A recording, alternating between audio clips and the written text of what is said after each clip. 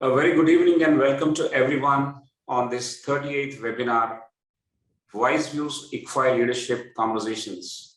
Ladies and gentlemen, at the outset, let me wish you a very happy New Year 2022. And on this New Year first webinar, we have with us Mr. Rajiv Chilaka, and Mr. Rajiv is already joined us. Please join me in welcoming Mr. Rajiv to this webinar. Mr. Rajiv, welcome to you. Thank you so much.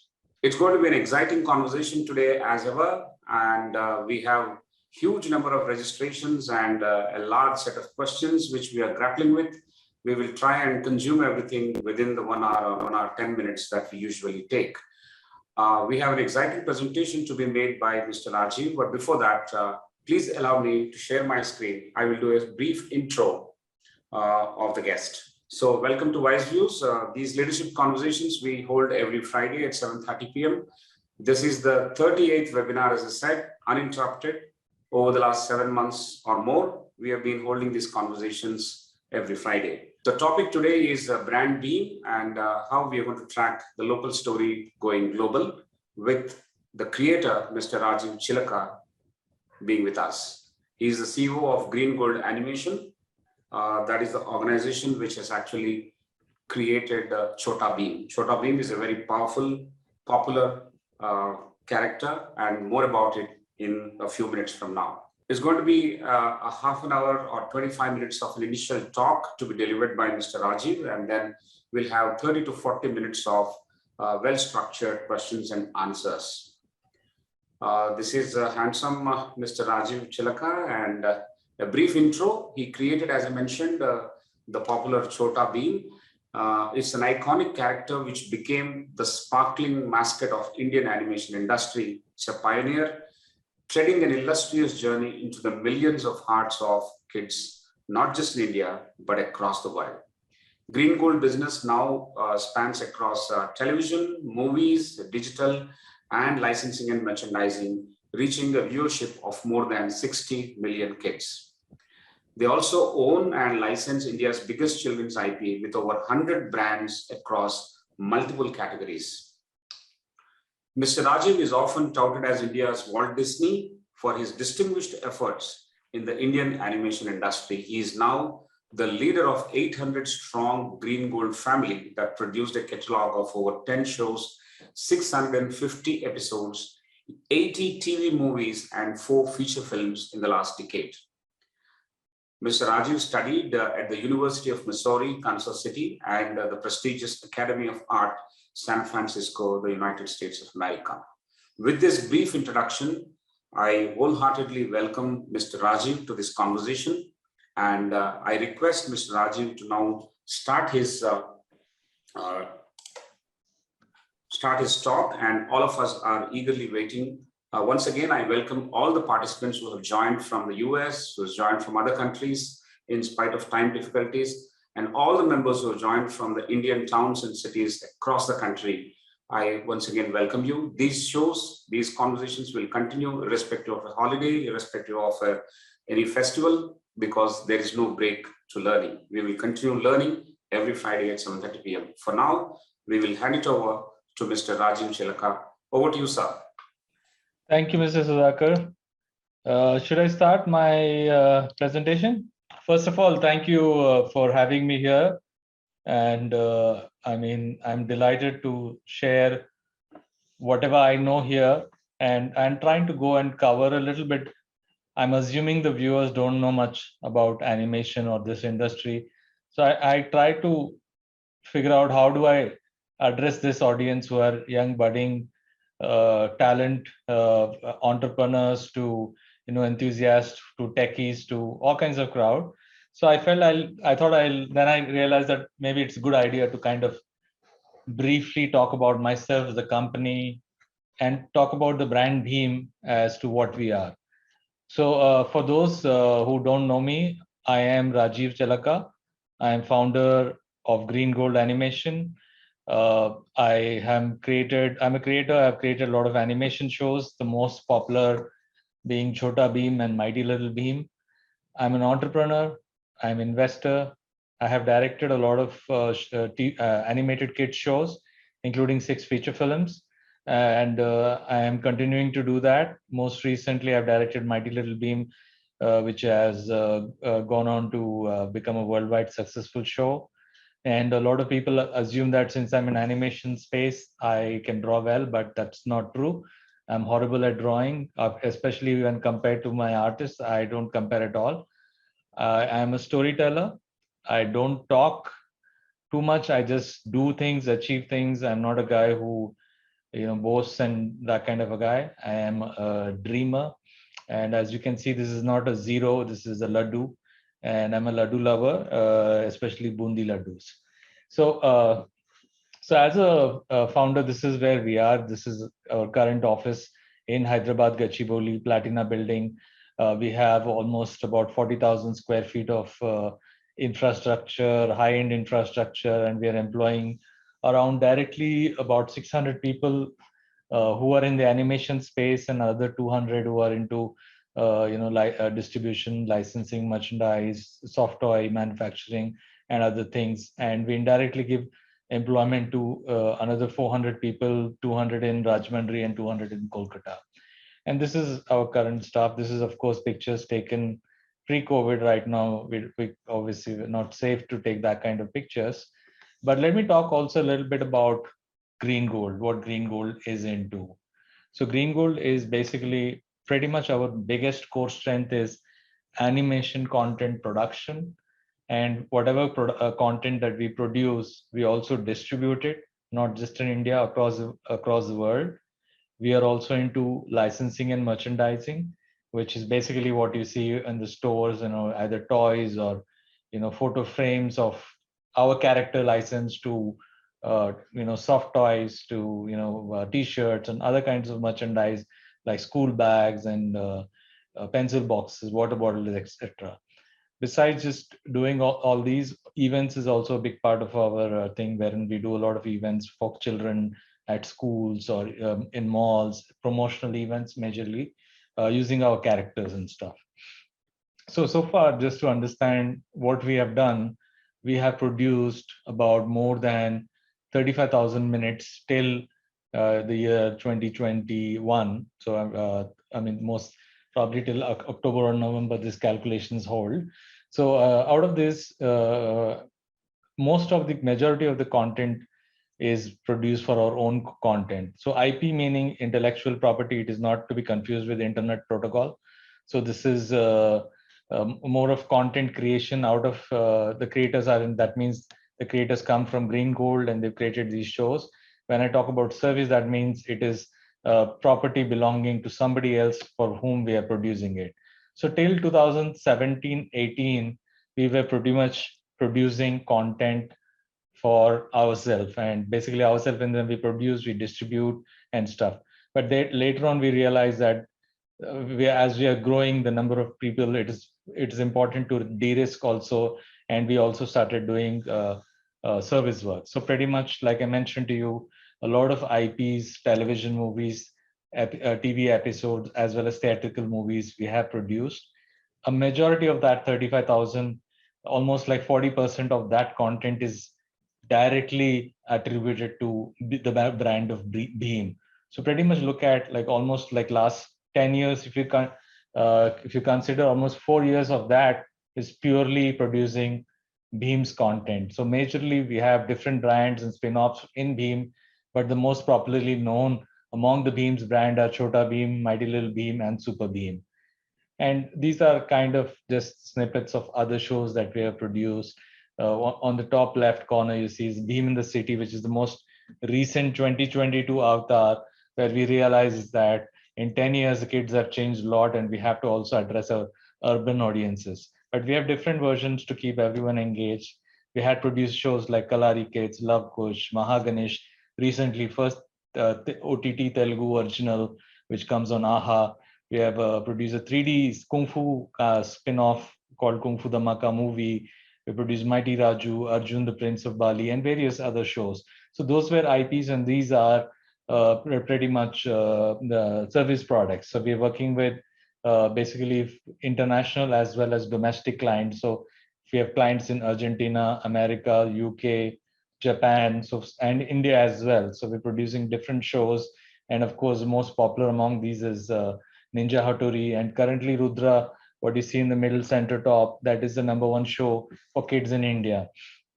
And so in terms of our digital subscription and stuff, at some point we plan to have, maybe we dream of actually doing our own OTT platform or something of that sort. But right now we are focused on creating content only, and a lot of this advertising for getting cancelled. YouTube was one of the good business models we had, but that changed a lot.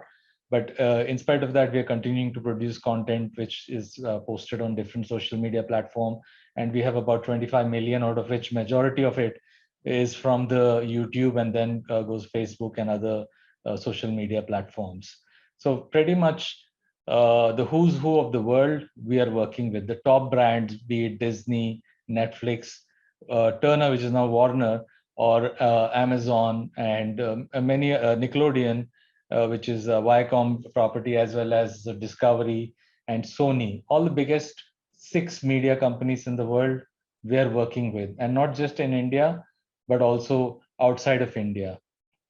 And for me, today, all this is possible because I have dared to dream, and being an entrepreneur was always my dream. And this is what I wanted to build. When I set out my foot in this business, I felt, one day I should have something like this, green gold pictures, or that kind of a theme park, which would come in there.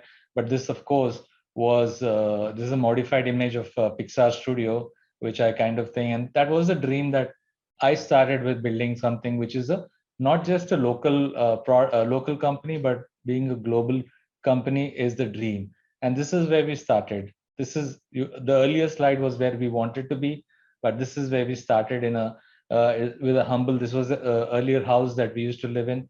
When we moved to a bigger house, then I converted this into office, and that's what did this. And so going back almost 21 years ago, my journey started around the same time in January of 2000. I moved back to India and set up operations of Green Gold Graphics. So prior to being a private limited company, Green Gold was a proprietary concern started by me. And we in 2000 was the year where it started. And obviously, I was greatly inspired by Walt Disney. Not only the content he created, but also his life's journey. When I studied, while I was in the US, I realized that if he could achieve so much in those times where technology, financial, access and all were not so easy. I mean, there wasn't any technology in the animation space. So I thought today with computers, access to finance, to investment bankers, to banks, and so many other things, I think we can do as good as a job he can. But then I set a goal to myself that I hope to do whatever he's achieved. I hope to achieve at least 10% of what he did. So that's how our journey started in 2000, and then slowly we started as a 3D animation company. Then we moved to become a 2D animation company. And majorly, our goal was always to create content for Indian children. I realized that there was no content being produced for Indian kids, and they were pretty much watching content that was meant for international audiences. They couldn't relate with many shows. So I felt like that was the dream, but I had to start somewhere. So we're doing whatever work that came our way to keep surviving. So our attitude was live today, fight tomorrow. And we never really try to focus on other things. We just not try to make money or something. We just did whatever came our way. So in 2004, I had myself a partner investor. He came in on board, joined me, Samir. And from there, I think we became from from proprietary concern to private limited. And a different, with the backing of an investor, it became, although initially it was, there was a lot of struggles we had, but it kind of settled in. So we produced shows, we produced content, we tried a lot of things like hybrid thing. Way back in 2003-4, we made this show which went on to rate among the top 3 shows of those times, and which was very surprising. This aired on Doordarshan. That's when we realized that we have storytelling capability. And from there, But whenever you execute big projects, you do go through your own cash flow issues and stuff. And we had cash flow issues, and we had to downsize our company from 60 to 24 people. We had to kind of rethink our strategy. And I realized that what we have come to do is produce content for Indian children, and I must focus on doing that. And our first break came with Cartoon Network India, when we made Vikram Betal, a TV movie for them, and we produced this, and it got very good rating, and it went on to become quite a success. And with DVDs, VCDs being produced all over India, gave us a kind of a dream that what we can actually do with producing good content. Then came Krishna again with Cartoon Network. We did 4-part movie series. It went on to become the top 3 shows of 2007 across all kids channel. So this was same time when Harry Potter movies were rated as a #1 thing, but we even beat them in ratings, which was again a surprise to us. So we've got a lot of encouragement with Krishna, and we won a lot of awards, even international recognition we got with that show. And then came our biggest show, Chota Bheem. So in 2008, 2007-8, we had to kind of decide what we should do. Should we do service jobs, or should we take on IP production? So we decided that we'll stick with IP, one of the best decisions. Again, the other thing was, should we go on to 3D animation, which is more complex, more expensive, or stick with 2D? So these kind of good decision making was necessary at that time, especially we couldn't afford to do too many things, and we had to focus on these things. So we took all while we were like growing, we also took some bold decisions. Like you saw the earlier office picture, which was around 2000 square feet. I realized animation needs much larger space, and you need larger employment.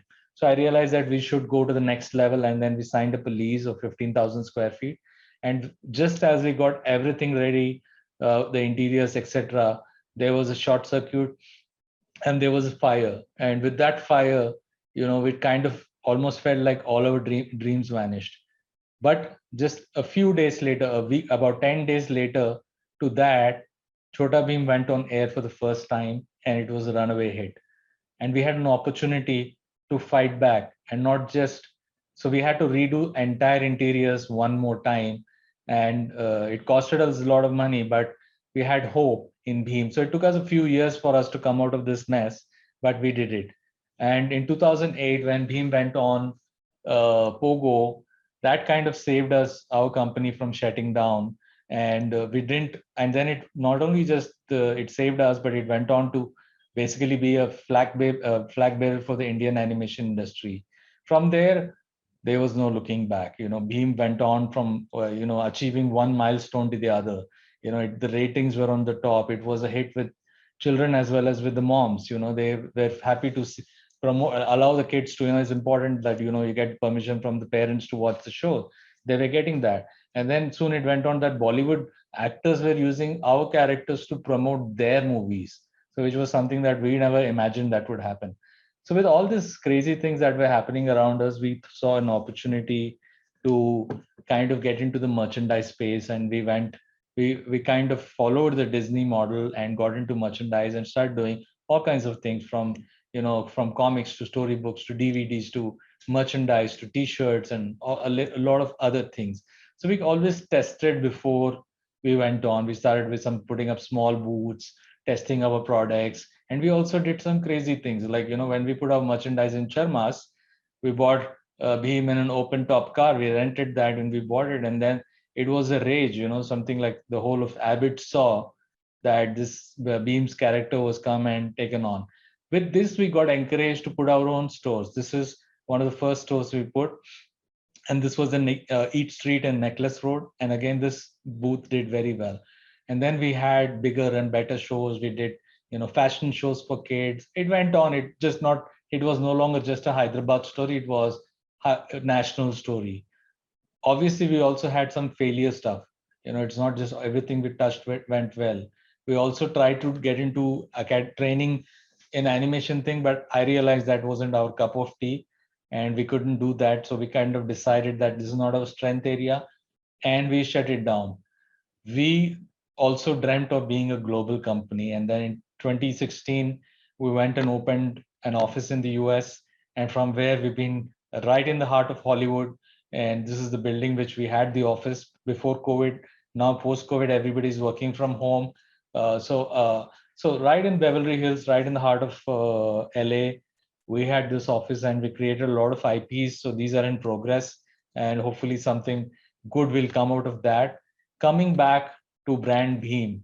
So Bheem has been a phenomenal success. It's such huge that at a point, 72% of all the kids used to follow the brand. It is the #1 licensed brand in India since 2012. In fact, it's only top brand from India to be in the top 150 global brands. India doesn't have that many brands. It is the longest running television show, animated show in India, and it is about 110 million kids viewership annually. And of course, it is got more things there.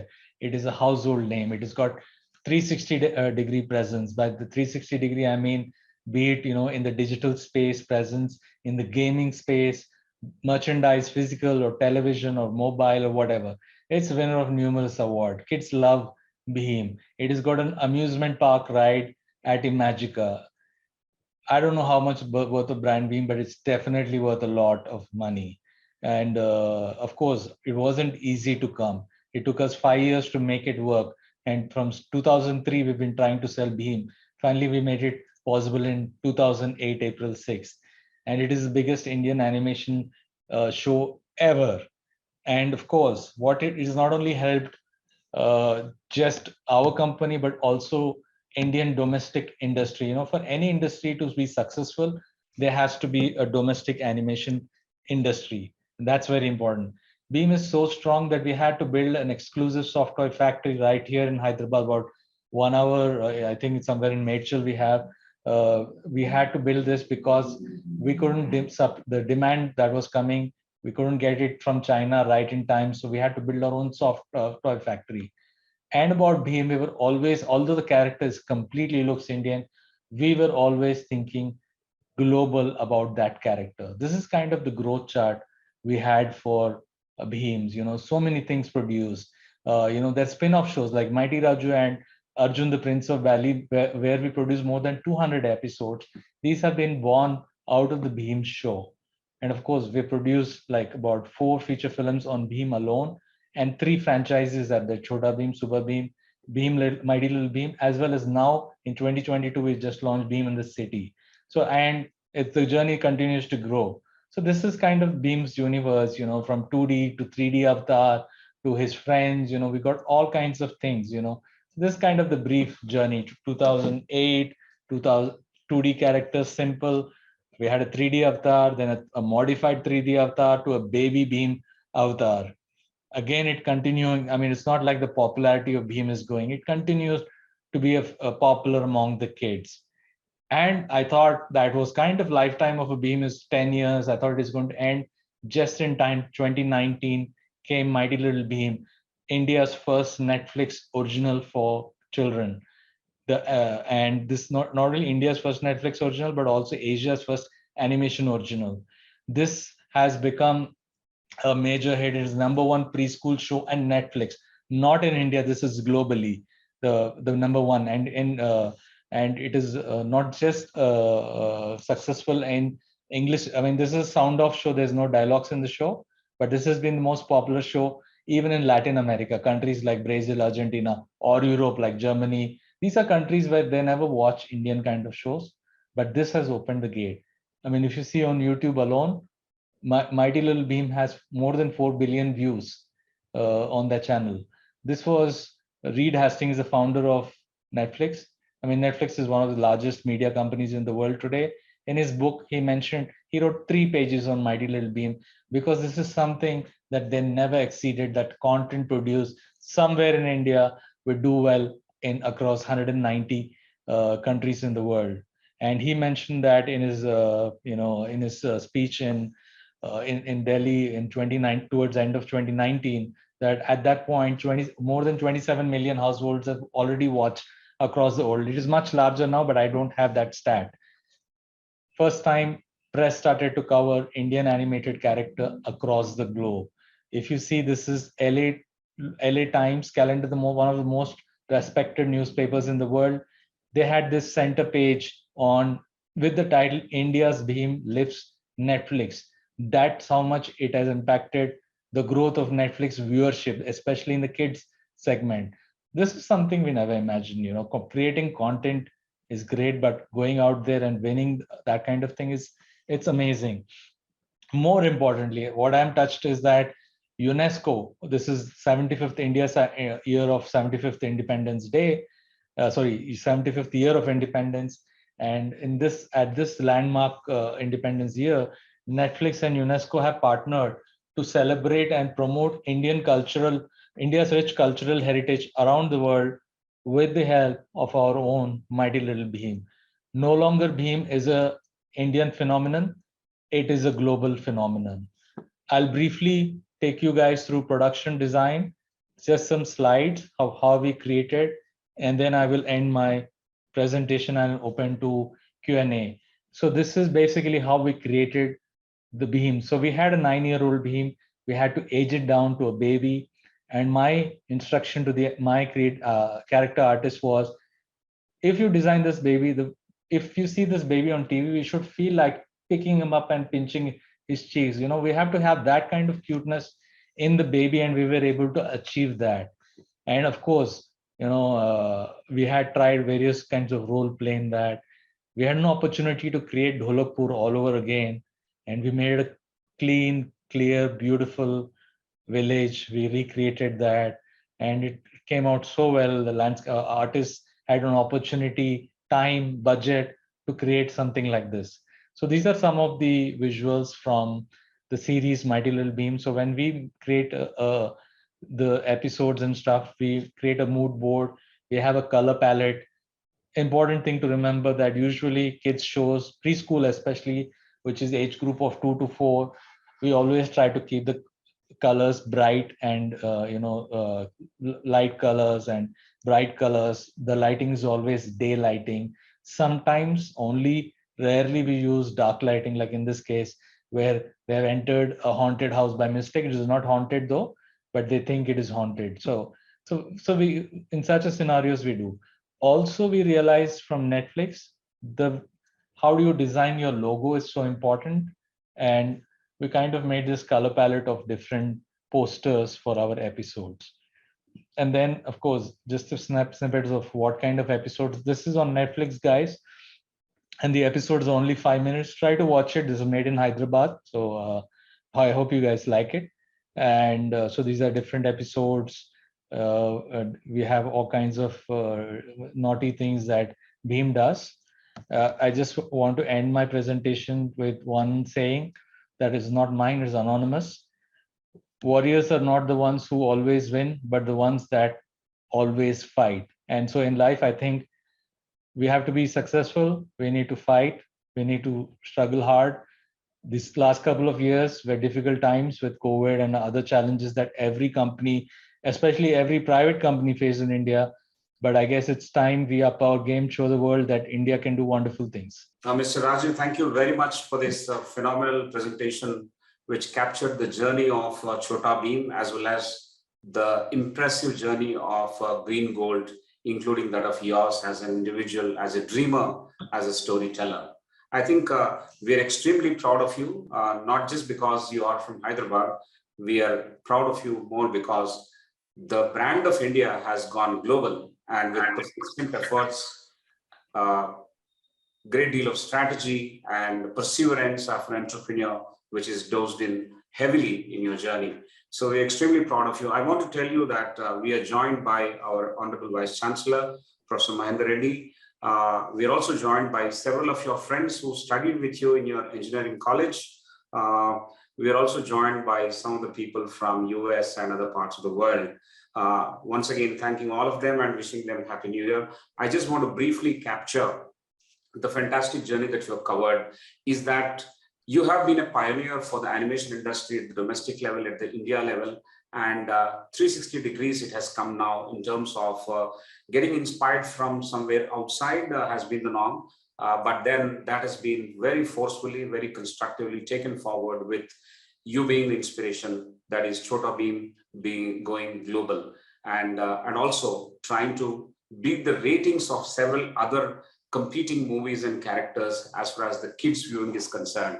That's amazing and also phenomenal in terms of building a brand. We are quite impressed with that.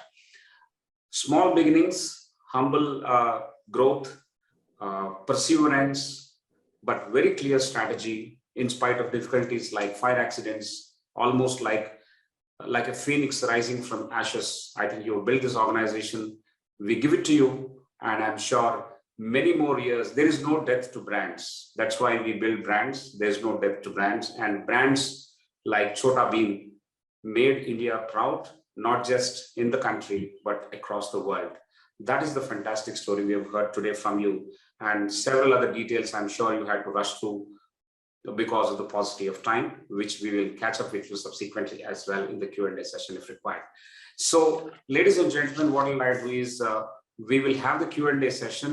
We thank Mr. Rajiv for this wonderful presentation, but the questions that you all have pulled in at the time of registration is now structured into different clusters, and there are about 4 clusters. These questions will be taken up by Professor Prasad, who's my esteemed colleague, and myself alternatively. And a brief introduction before I call in Professor Prasad. He is an entrepreneur, worked in the corporate as well as in academics for the last 3 decades, an alumnus of IIT Bombay and IIM Calcutta. He is the architect of the latest MBA program that we have launched. It's called Fully Online MBA Program. Several visual effects and multimedia effects have been brought in to make the online content extremely interesting. I'm sure he will have some of the questions to Mr. Rajiv and some lessons we can learn from Mr. Rajiv as well. And several other important facets of ICFAI we will touch upon in between wherever it is possible. So I request Professor R. Prasad to initiate the moderation, and we have roughly around 30 minutes or 35 minutes to do everything. So over to you, Professor Prasad. Thank you. Thank you, Professor Sudhakar Rao. Very good evening, Mr. Rajiv. It's been very inspiring. We feel the presence of Chota Bheem in this session. Perhaps one of the very, if you take the percentage share of cartoon that perhaps people like me have watched along, of course, with our children, I think Chota Bheem takes the cake by majority. So I think the first question is related to that. A lot of the audience is very interested in knowing that. So they thank you first of all for giving India Indianized supersized superhero.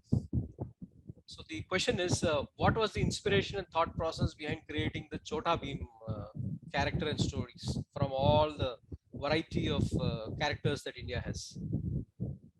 So one of my childhood favorite characters, I had like kind of 3 favorite characters as a kid.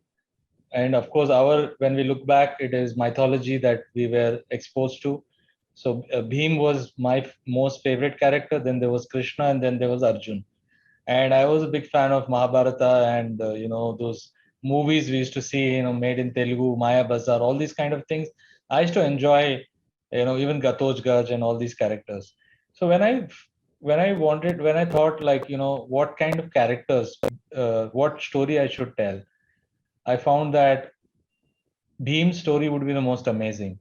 But then I realized that if I go on to tell the original story of Bheem, that is from the Mahabharata, even though it's the childhood of Bheem, there would be too many characters that I need to focus on.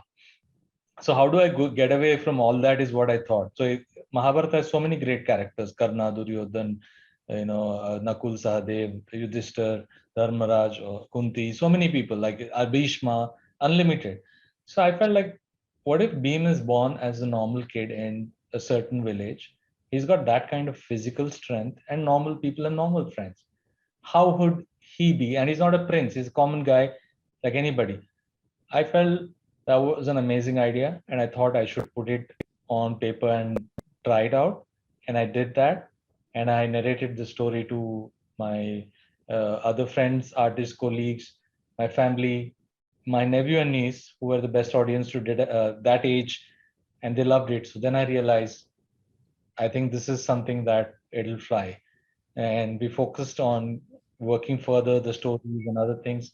And that's how my inspiration was from the Bheem of Mahabharata. Thank you. I think that gives us a very good beginning in terms of where the setting is, and I think it highlights the difference between imagination and knowledge. I think you added tremendous value by putting it into a completely different setting, and it related very well, as the market says. The next question is about the values that Bheem portrays. Valor is one of them, which is seen very, very commonly. And uh, what are the kind of values that you wanted to bring in? What you thought would reach the children and they would like? I think so. There's so when I felt like when I was looking at Indian children growing up in that, in the decade of between 2005 to 2015, I realized that a lot of these people are becoming, a lot of families are becoming nuclear families for the reason that the parents are in the village, they've come to the city for jobs. So I realized that they're missing that grandparent educational values. When grandparents sit and tell the stories to the moral stories rather to the grandchildren, that was something missing. Then also the ethnicity that India has, our festivals, our your things like simple things like being honest, simple things like or like telling the truth.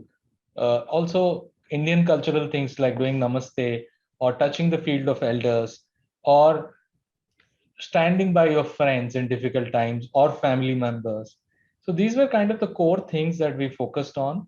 Same time, teaching about Indian festivals was an important task we had. People, whatever we are doing, there's Diwali, there is Holi. I mean, we don't see that usually in animated shows. And I felt, we have to give some kind of a learning about these festivals, why, what is happening, and also same time entertain them, because the most important thing is if you take out the entertainment, nobody is going to watch the show. Even simple habits like if you've seen Bheem shows, washing your hands, not even, this is even before Corona time, kind of washing before you eating or brushing your teeth. And we don't show it like forcefully, hey guys, you should brush your teeth every morning. We don't do that.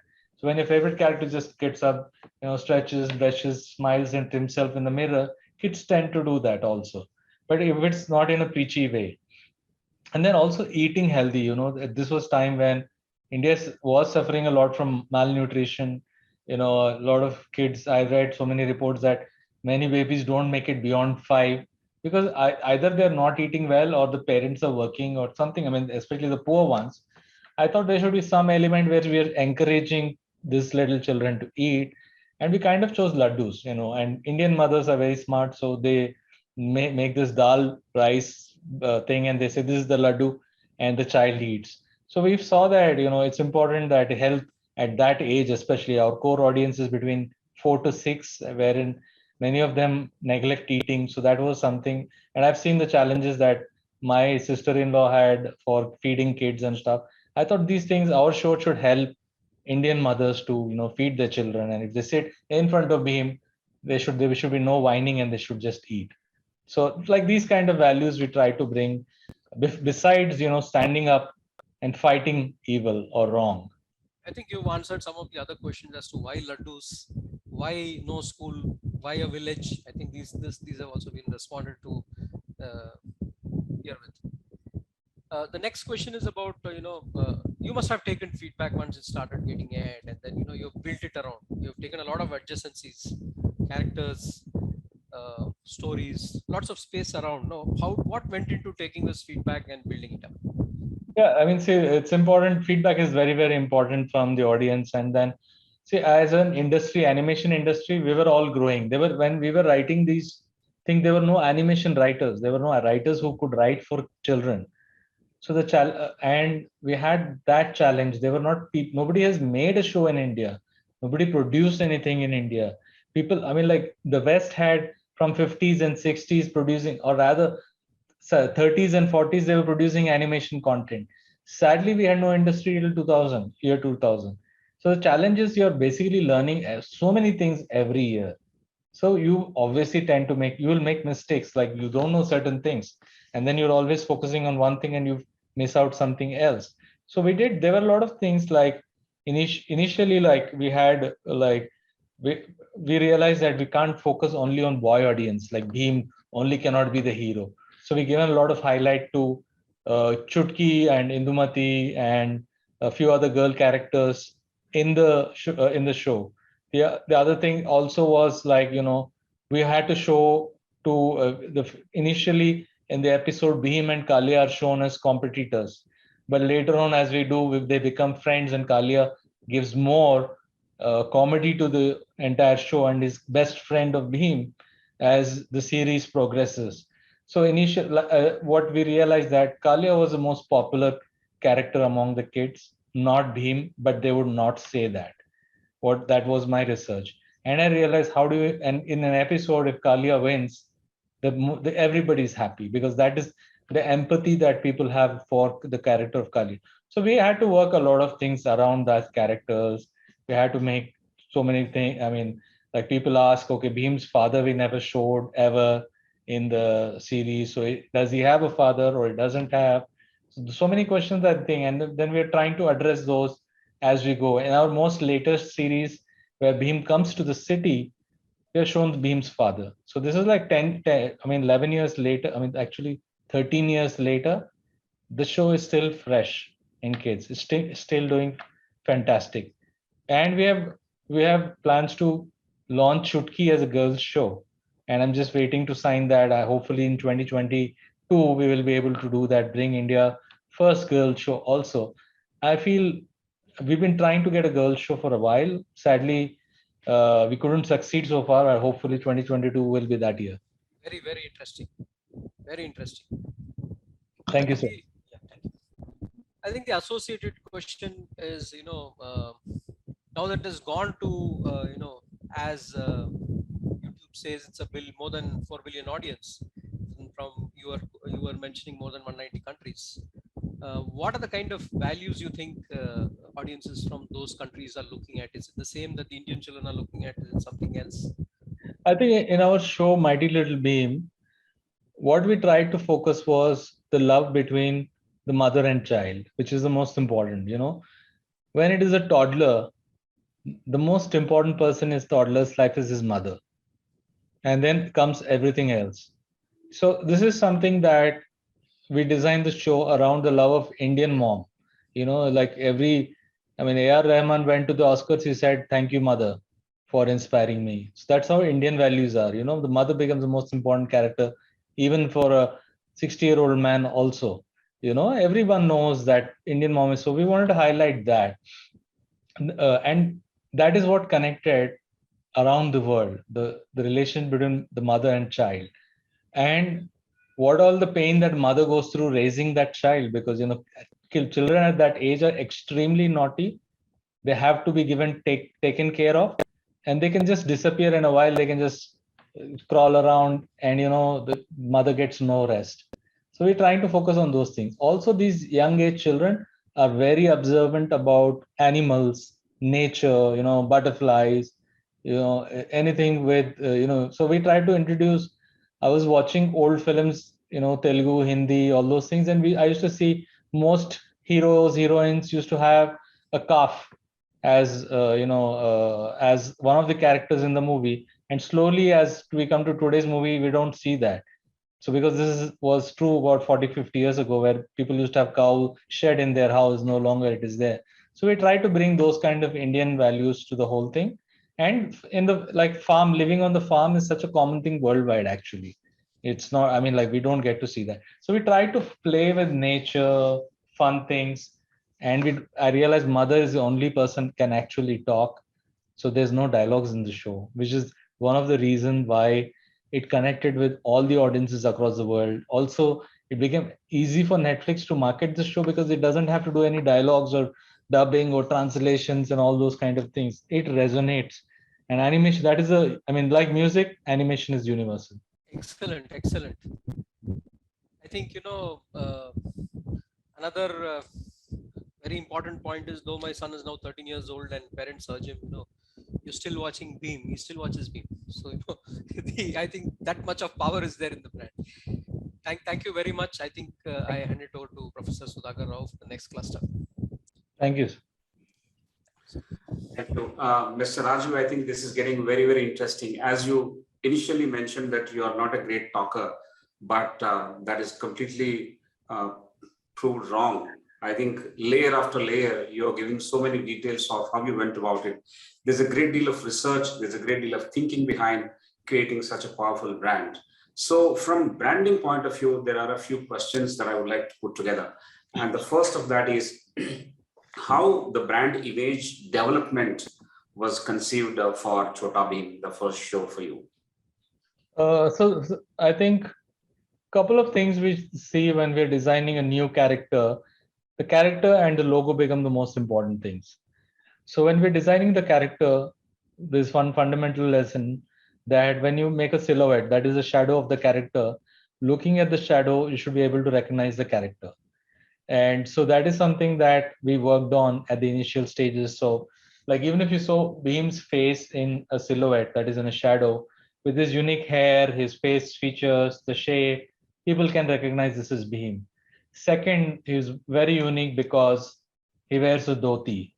So we are identifying Bheem wearing a dhoti, which was a very common thing 50 years ago. I mean, slowly it is disappearing. Still in villages, people are wearing. And then I thought, what color should that dhoti be? And research says us that children like bright colors. So we had options of yellow, orange, bright pink, and a few other colors. I felt kind of Bheem is kind of brother of, in mythologically, Hanuman's brother, so if they're associated with that orange color, I thought it'll be good to give. And when we design the character like that, it looks great. So when your character is shown, it is distinguishes itself from any other character. So that was the basic things we had to do. Similarly, logo design, we focused and got thing. That was the thing. The most important thing, of course, the entire story as a brand, it had to. And then when the show was successful, we didn't sit idle and just pray for things to happen. We went about doing things on our own. So when we started doing merchandising and licensing, there was nobody in India except Disney and Cartoon Network who were doing this kind of things. And they were only focusing on American characters or other Western characters. Nobody was doing anything for Indian character. When I went to them, obviously they were not interested in doing this thing. Then I had to go to a third party. Then I thought, why do I have to go to somebody who has got no infrastructure, work with him, help him build, and then I'm at his mercy? Then I thought, why not we make it ourselves? And then we started building, working backwards. And then we made this, and today we can distribute to more than 30,000 stores across India. And if you walk into any supermarket anywhere in India or a Kirana store, there is at least one product of Bheem there. It could be a toothpaste, could be a noodle packet. It may not be our product, but you will see Bheem. That is the power of brand Bheem, And it is again, it is not just us doing. It is not like we put efforts happening. It is not our thing. It is the people are wanting that. It's Bheem is also on, what do you call this, Savlon, this packet. I think the light is shining. So this is a soap thing. So Savlon was nowhere known because there was Dettol, there was Lifebuoy, all these brands were doing well. Now it is one of the most sold, and after they put Bheem on the packet of on their packet, on the pouch. So it is working for the brands, other brands as well as our brand. So it became kind of win-win situation for everyone. And I mean, I'm so glad that obviously it is a product, it is storytelling, and I don't know how long we can do this. Like if you look at Mickey Mouse, it's still there, 70, 80, maybe so many years later, it's still there. And I think Bheem, being the first Indian character to be successful, it is the flag bearer, the character. And I think, I mean, next 40, 50 years, it's always going to be there. I mean, look at Spider-Man, in 1990, Superman was more powerful character than Spider-Man. Today, where is Superman? And look at Spider-Man when they revamped it. In the last 3 years alone, so many Spider-Man movies have come. For us, next could be making a live action movie on Bheem, So the sky's the limit for the brand Bheem. Awesome. I think there's everything that you have put in order to achieve this kind of consistency in the image. This is like a textbook case where you have sown in the seeds for building those imagery, those identities, the color palettes, which is very much integrated with the color palettes of the TG that we are working for. That's awesome. I think all the basics are very much ingrained into the character building, and that's what the results are showing. Another related question is how and what research is done to maintain the connect with the changing customer. Of course, the kids are changing. Kids 15 years back are different from the kids who are now currently watching your shows. So what is the research done to stay connected to the changing customer? See, the core audience of Bheem is between the age of 4 and 7. So this is the main audience that are the biggest fans. And then they start watching from 2 or 3 and they watch up to 8 and 9. And depending on when they get exposed to the show, they watch the show for a year and then they move on to other shows. So 4 to 7-year-olds generally don't speak openly. Like if you want to get a feedback from them, they don't speak openly and they cannot communicate so efficiently as a 10-year-old kid can. So it is a challenge for us to do this. So what we did is we did various focus groups. So we started showing children of this age group our episodes, our movies, etc. And then initially we used to ask questions and we didn't get anything out of them. Then I noticed that instead of me asking them question, let me watch what they're liking and not liking about the show. And I started observing their things, where they are laughing, on what kind of a joke are they laughing? When are they reacting? When are they getting tensed? Are they getting scared? So we're watching the audience when the kids, when they're watching the TV. And then we started playing other content, which we asked them, hey, what are the shows you like to watch? And they said Doraemon and this and that. So we played those episodes. We observed their behavior. And then we learned, okay, what are they liking? Fantasy? Are they liking this imagination? Every kid has its own inbuilt fantasy. Somebody wants to fly, somebody wants to have this friend who can do everything for them, or a magic pencil that can do the homework, so many things. So we try to understand that and play with that, and it is a continuous journey. It is never ending, and today's children are 3 times smarter than the previous generation. Not that the previous generation is not smart, but it is just that their exposure is phenomenal. I don't know. So we're trying hard to keep up with them, and many of times they get it better than me. Today's generation is smarter than the previous generation. We can make that statement unhesitatingly, although it talks about some of the people who are on the screen right now, but it's okay. I think you and I. But then the takeaway for us is how difficult this marketing research can get to, especially when you handle focus group discussions for kids of this age. If your core group is 4 to 7 years and you wanted to elicit responses, understand what they like and they don't, it is so difficult. Yet, I think given the age group and given the segment that you are catering to, you persisted and brought out those aspects by observation method, both manual as well as mechanical observation methods in the focus group discussions. That's a fantastic takeaway. Once again, one more page out of a textbook for marketing research. Thank you very much on that. Just an additional point, the superhero Chota Bheem that you created, or the Bheem character that you created, is extremely popular, and it stood the test of time for more than 10 years or 12 years, 13 years now. Do you believe that can Indian superheroes compete with Marvel and DC in future? What's your take on that? Absolutely. I think we can definitely, Bheem is just a tip of the iceberg. There are so many things I know other studios are working on. My friends from different other animation studios, I know a lot of creators who are working on some great stuff. India has wealth of stories. The West is kind of inspired by our stories, and they're created and modernized it, and they're selling it. Because they had a head start to us, but it's time for us to catch up. And I definitely think, if you see we have an opportunity today for the budgets and stuff. They are Netflixes and Amazon Primes and Hotstars of the world were ready to pay for superhero content.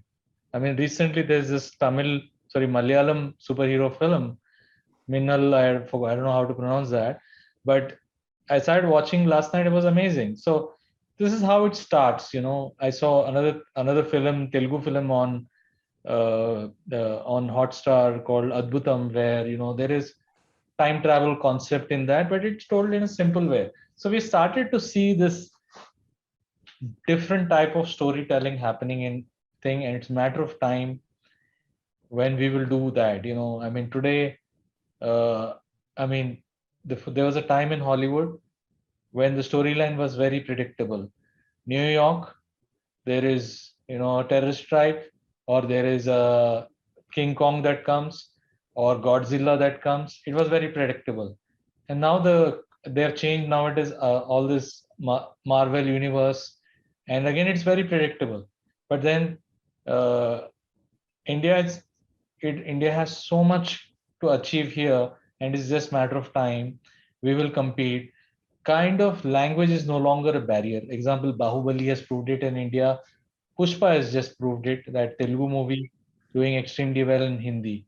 Similarly, Korean drama is doing very well across the globe, which means just matter of time when a good Indian show or a movie or a story comes, it is going to be a global success story. Examples again, a Tiger, Life of Pi, Slumdog Millionaire. These are Indian characters. So people are very watching things in a different point of view. Just matter of us. I think we'll do better than Marvel someday.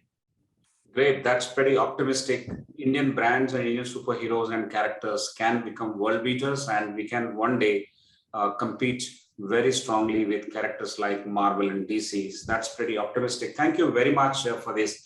The movie that you were referring to, that Malayalam movie recently, is Minnal Murli. A lot of my friends have watched. I have not watched it, but it's supposed to be good. Probably it's in the early phases of our journey into creating such characters and making it acceptable first to the domestic world out here.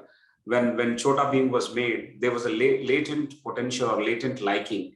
But if you had conducted any market research at that time, people wouldn't have expressed it so openly. But once you create the character and push it on the media, on the people's television screens to consume, then the actual magic begins. And that's what is going to happen for creation of other characters as well. As you rightly said, there's no barrier for language. Like movies, music, animation, art, love, and motherhood, language is not a barrier. So thank you very much. On that note, we will now go to the next cluster of questions, and I'll hand it over to Professor Prasad to take it over. Thank you very much, Professor Rao. I think, coming back to Bheem, what I'm beginning to realize is that Bheem is more human than Arjun, more human than, of course, Krishna. Has a very big heart compared to Arjuna and whatever he does, and I think people relate to him. It is very evident. I don't know, but it's just post facto. But then that's coming out pretty well. Incidentally, Minnal also means lightning, so it's about lightning Murali. Just to add on to what you said. Okay. So this cluster we have is about how to develop an enterprise. I mean, you've built an enterprise over the last many years, and there are many takeaways in that. So I think some part of the question about your journey as an entrepreneur, you indeed have responded to in your presentation. I think the next one is about, what are the challenges and prerequisites for starting a business in the animation sector in India? Yeah. So of course, I think starting a new business anywhere in the world is difficult, and India it's even more difficult and more challenging because of the kind of setup we have, the complexities we have of the ease of finance access and all is very hard. So one, I think before you set up a company, it's important to see in a perspective whether somebody is wanting to be an entrepreneur. It's important to see, am I meant to be a guy who works for somebody else, or am I meant to be a leader, teacher, that kind of a person who is great at, knowledge transfer, or am I a guy who's a risk taker and has the ability to do crazy things and I'm okay to fail? I think these are basic things that we must consider before starting an enterprise. If you're ready to fail and fall on flat on your feet, because not everybody goes on to win the battle of entrepreneurship. There are a few success stories, but there are many stories where they don't make it or they struggle. But I definitely encourage everyone to go and start something on their own, because like our Prime Minister said, today's Indian startups are tomorrow's MNCs of the world. The India has become a powerful country and it is going to continue to become that, and they're going to create great opportunities, and we are the hardworking lot, so we should do that. Animation in specific is a difficult industry. You have to have a lot of knowledge. If you need to be a creative person, you have to have that creative arts knowledge. You have to have knowledge of physics. You need to understand how things move, fall, gravity, anatomy, how a human thing, emotions. So you kind of have to be a really, a great observer to get into this field. And about technology, it's complex. It's not easy at all. It is very complex, sometimes more complex than even computer science. Some of the things, not all of the things, certain things are pretty simple. So to be, it's important to, when you're coming to animation field setting up, it's important to have kind of those strengths, to right brained as well as left. If there are two people, if they can have that strength, that's great. But it's not easy, this field. But India has a bright future. We have 350 million kids. There's so much possibilities of making so much content for them. And if you add Asia to that, more than 500 million kids. I'm not considering China, because generally that is, we can't sell inside China, but look at 500 million kids, it's a huge market. I mean, if we put Europe all together, there's 40 million children. Look at the market we have in India, especially with OTT, where people pay you directly. Imagine what is possible in India. So I would definitely encourage people to take up entrepreneurship or starting an animation company. Thank you. I think that gives some perspective to many in the audience. The next question is about digital marketing. How did you see that influencing? What sort of strategies work for you in that space? So in terms of digital side, it's again a very interesting space. So much is changed in the last 7-8 years. 10 years ago, example, Netflix was nobody. Today they are one of the powerful companies in the world. And for at one time their stock almost was equal to Disney stock, and they were giving Disney a competition. But Disney has, of course, launched its own OTT digital platform, and look, again, they're back at the top. So digital side of things, it is continuously changing, and it is important to keep in pace with the technology. So there are so many things that are happening, from Facebook to Insta to Twitter to YouTube's, and some free digital platform to OTT platforms. And now, besides all this, there is also these metaverses of the world. People are now, if you haven't heard about metaverse in the last 1 month, that is a surprise to me, because metaverse is a new, what do you call, like a hot word. And what does metaverse meaning? I was like, first time when I heard, like, what the hell is that? And then I just looked up Google, and that is basically the artificial world of computers and stuff. So when we are interacting with anyone in the virtual space, that is a metaverse. So example, a Fortnite game is I don't know if anyone plays here Fortnite, but any digital game that you're playing with an online player, a virtual world is a metaverse. So today, metaverse is the hottest thing. And so much of it is being created. There was this company which built Fortnite that made millions and billions of dollars. And the game engine today is like Unreal and other game engines have suddenly out of the blue come and even introducing them to their software to the animation world.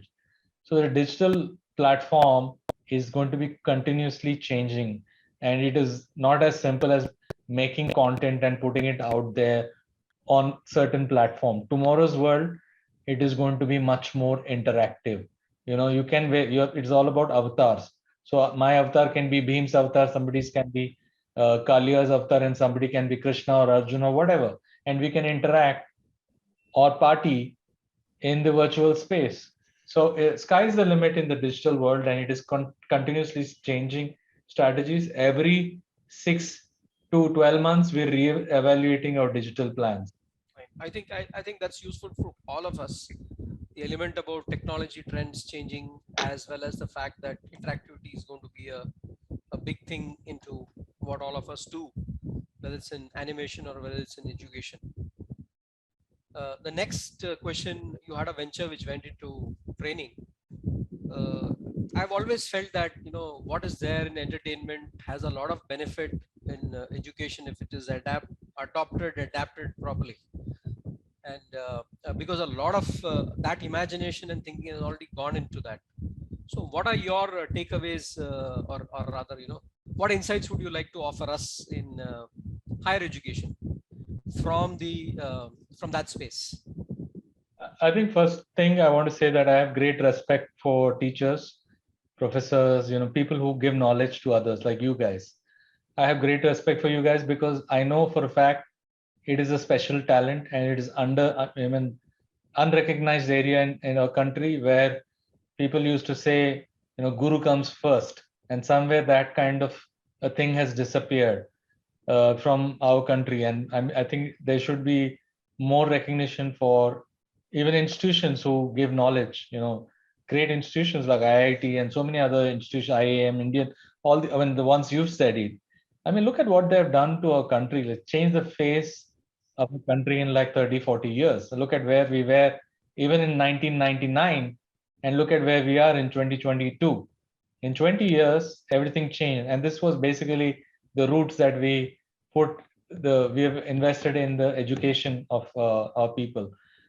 So I think that is something I have great respect, and I want to bow to you guys for being able to do that. On my side, I had no clue how to do that, to be very honest. So we tried to do an education institute, and then I realized it's a special talent and we don't have it. And to do that, I mean, it's something that a teacher or somebody who's teaching to the class, he should be able to hold the attention of 30, 40, 60 people. And we couldn't even hold the audience. I mean, we couldn't even do that for 3, 4, 5 people. So this is an area I'm not an expert. So you guys are the experts. So I really can't comment on this more than this. I think we've always felt that, you know, just as you mentioned that India has a lot of stories, particularly in its epics, its itihas. And a lot of people have written about it. And today, a lot of books are getting released, particularly after 2000, which have got adaptations of those characters. A lot of people, particularly in management education, who refer to them in order to educate. So there's quite a bit of potential. I think we need to think more about what we need to do there. I think I need to read those books. I think with that, I'd like to hand it back to Professor Rao for the last cluster. Yeah, thank you very much. I think just a point. I think one book that, you know, just came to my mind immediately is by Gurcharan Das. It is called The Difficulty of Being Good, and it's on the Mahabharata. And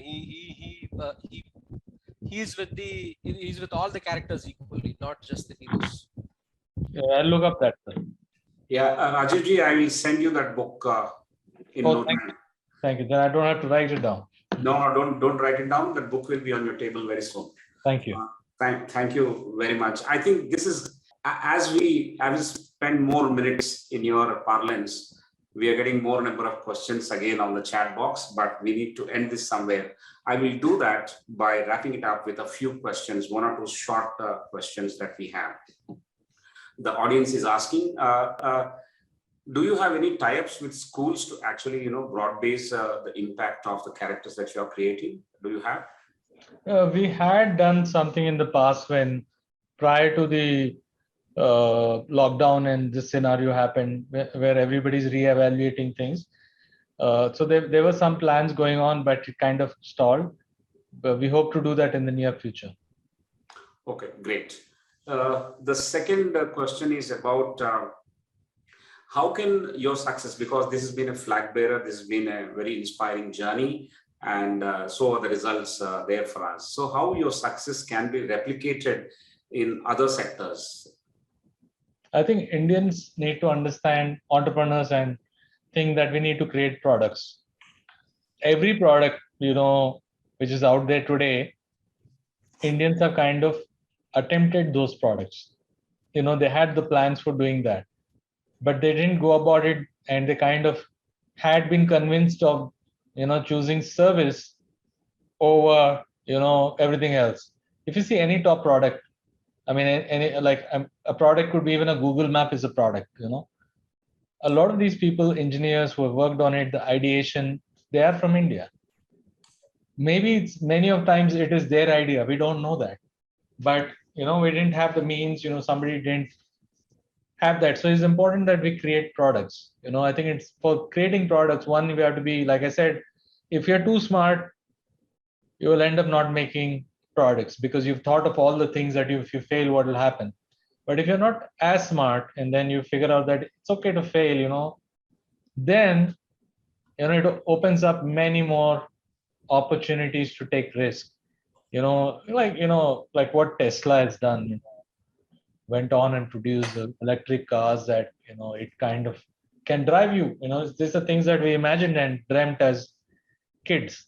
I mean, we can do the flying car, someday that is possible, but somebody should go out and dream, and they will be called stupid for doing that. But I think it's important to go and do more products than, than just doing service jobs. Great. That's a great advice. We Indians should do more of products than services that we tend to take to. Instead of trying to be too smart, I think we should stick our neck out and take the risk and then create those world-beating products that we are capable of. Fantastic advisory out there. The next question, Rajivji, is about what is your outlook on the NFTs, non-fungible tokens, with respect to animation industry and creating those digital assets? And some of the later year animation companies in India are also talking about it, and world over there is a discussion on NFT with special focus on animation industry. I think it's a new opportunity for content, owners, or, some people who own something cool to put it out there. That's a great platform to put it out there and make some money and sell and resell, so this is very new, like, it's a very early stage, 6 months ago or 1 year ago, most people wouldn't have heard of this. And, same thing with Bitcoin, we really don't know how well these things will operate, how, government across the world will react on these things. Would they allow free trading, like what is happening? We don't know these policies. Nowadays, governments are too busy fighting the COVID issues and stuff. I don't know what will happen in these areas. To be very honest, it's too early to guess what it is. But right now, it is a great opportunity for people who have something unique to offer to people to put it out there directly and make some cash on it. A friend of mine created something and put it out there and sold it for $150. And within a month, it is now valued at $1,500. So, wow. I mean, I said, he's going to come and teach me about it soon. I have no idea, honestly, about how to do that yet. But when I'm ready with that, I'll definitely be able to answer this. That's great. That's fantastic to hear about. The next question, Rajivji, is about, do you offer any internships for budding writers? We do. Yes, we do. And there is greengold.tv, www.greengold.tv television. You can reach out to us and do that. We are always encouraging writers because that is something that India lacks, especially in the kids space. Fantastic. What according to you are the top 3 qualities of leadership to survive in present day world? I mean, there's so many textbook things there. I think the leader should be able to smile in spite of what, make his team believe that, we'll pull it off, no matter what. And of course, he has to make the team feel that they're better than anybody in the world. I'll give you a simple problem like I had, like when we're trying to make a feature film, and my team member said, how can we do what the West has done? They're Disney. How can Indians do? I said, we have the same hands. They're using the same hands to draw. We have the same tools today. We can no longer complain. So kind of, able to inspire your team is very important. And of course, the textbook definitions are so many, so I'm not going to talk about them.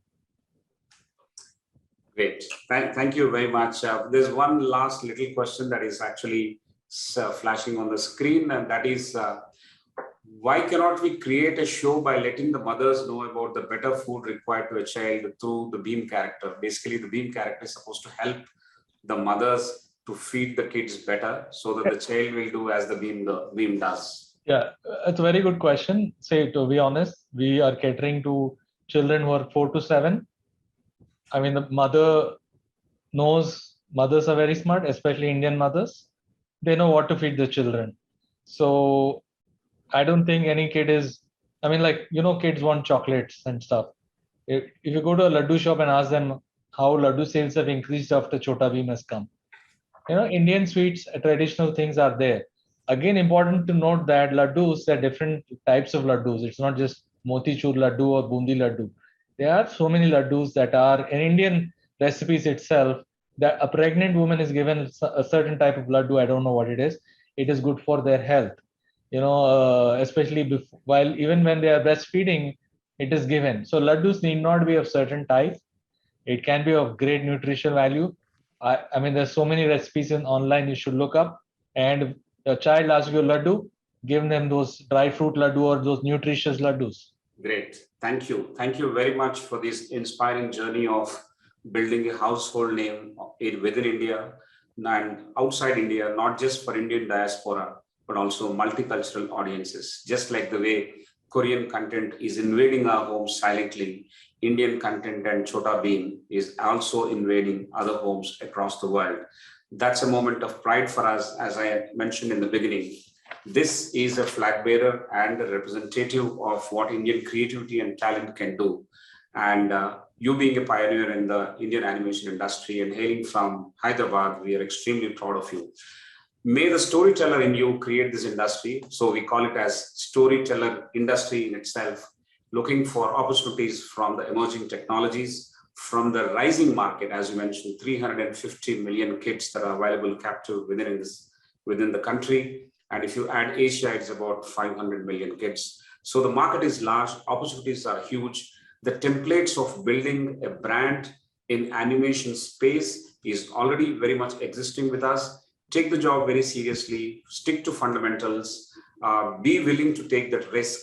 And as a leader, you are trying to convince your team every now and then what others can do, we can do a little better.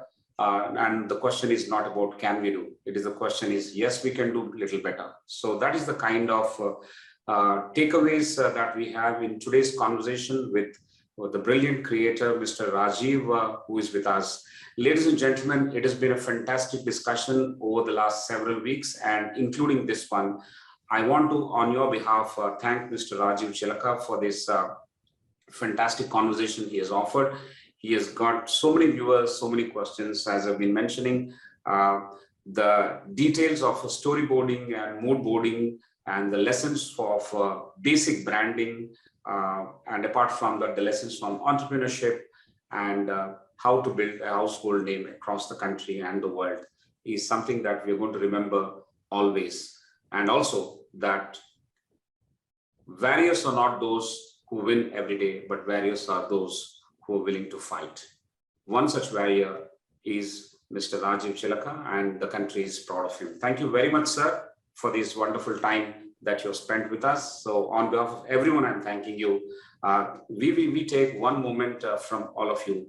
As I've been mentioning, ICFAI Group is a 3.5-decade old organization. We have about 11 universities, 9 business schools, 7 tech schools, 7 law schools, and a huge online program also. One of the programs is architected by Professor Prasad, who is on our screen.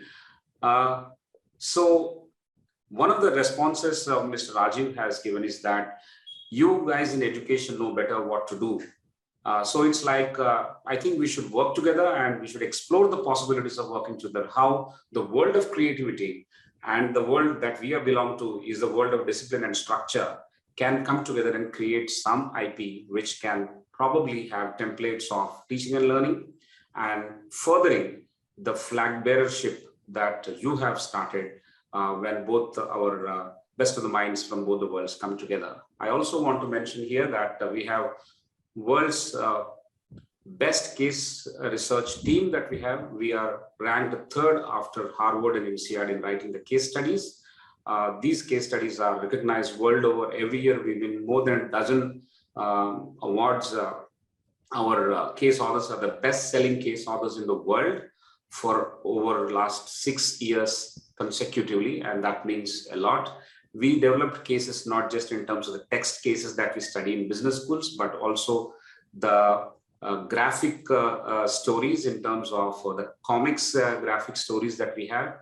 The visual beauty is required now to make the reading very easier, and less number of pages, more content can be done, probably with multimedia cases that we are working. Our team is extremely talented, and they are creating all that content with us. One day I would request you to visit us and spend some time with our world acclaimed case research center. We will also visit you and see the birthplace of Chota Bheem within Hyderabad that you have built. We will definitely do that, but there is an opportunity for us to work together. And my Vice Chancellor and everyone, I'm sure, agree with me that there is always an opportunity to work here with us. And from your own words, I borrow that very soon this country and the world is waiting for you to create the Chutki show, the girl show. I think we need to do the gender balance. We need to create multiple stories. We are all waiting for that Chutki story as well. We want to make just one last point before we sign off. Mr. Rajiv and everyone, we want to tell you that we just completed 38th conversation consecutively. So we authored a book on all the conversations and the interesting takeaways. So that book is a compilation which is published, and the first copy came out just today. So ladies and gentlemen, I want to just flash it. Professor Prasad is my esteemed co-author in that, apart from being the co-anchor in the show. Give me 1 minute and I will flash it here. Okay, so this is WiseViews, lessons from the game changers. So leadership conversations that are aimed at igniting that spark in building tomorrow's leaders. That's the purpose of the conversation and the theme of the book as well. We covered about 36 conversations in the book when it went for printing. We will continue to have these conversations and we'll continue to provide distilled takeaways for all of us. So this is what we have done. It's a journey which started in the summer of 2021 and we are well into the winter. So I thought I'll share with you. You are all part of this journey and you're all part of this excitement. And whenever you create any book, book is a birthing process, and we are very happy to show it to everyone around us, and you are integral members of this journey. So ladies and gentlemen, thank you all for allowing us to actually come up with all these things. It is because of your encouragement, it is because of your continued participation, and this show will continue without any interruption, and I don't see any reason why we should not continue. There are lots of leaders, many creative stalwarts like Mr. Rajiv, and leaders from all walks of life. We have scheduled every Friday to speak to us and share their learnings and lessons and their various kind of stories that Mr. Rajiv has talked about. So thank you all. Once again, I wish you a very happy new year to everyone.